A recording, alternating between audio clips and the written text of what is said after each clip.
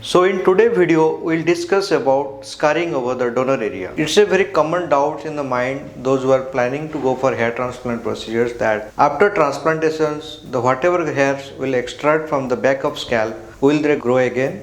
Or is it going to cause any visible thinning over the donor area, or else is it going to cause any permanent scarring to the donor area?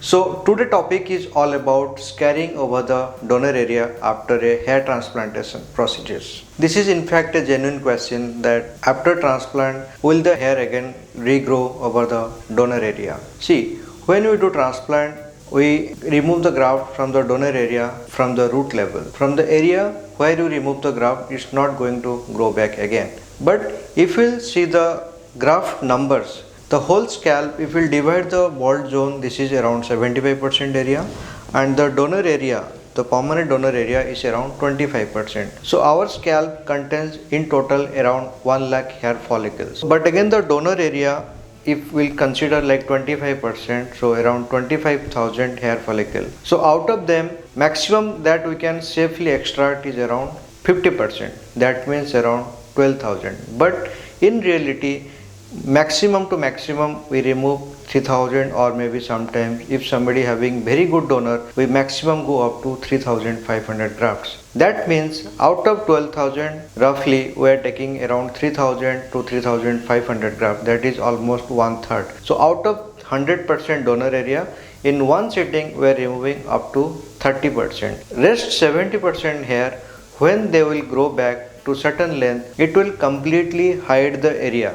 So theoretically this is a scar from area where you remove the graft, but the existing hair, when they will grow back, they will completely cover. Again, the size of the scar is very less, say around 0.8 millimeter or maybe sometimes 0.9 millimeter. So the size of the scar is very less, visibility also less, and with time this visibility also gradually reduces.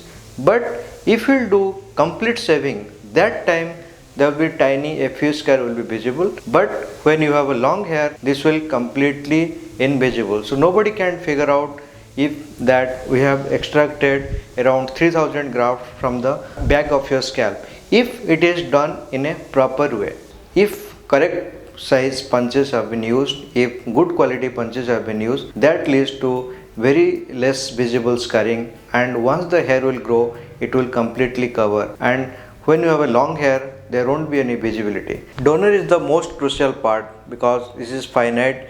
Suppose you are in the future, you are planning for a second surgery, or you have a failed surgery, you are planning to go for a second sitting. If you have a depleted donor, then there is a limitation. We cannot plan a second sitting, or maybe we cannot give a density that you want to get. So before planning for your hair transplant procedures, keep these things in mind. Choose your clinic wisely, check your hair transplant surgeon's qualification, and also check the involvement of the doctor in the surgery. If the surgery being done by the untrained person, that may lead to very bad scarring, that will lead to depletion of the donor area, that will lead to very visible scarring or very thin donor area, and that lead to bad donor aesthetics. So in summary, from the area where removing the graft during the transplantation procedures, it's not going to again regrow. Whatever area from the area we are removing, that will lead to scarring. Yes, this is a scar, but the scarring size is very less visible if it is done properly by the expert surgeon. That's why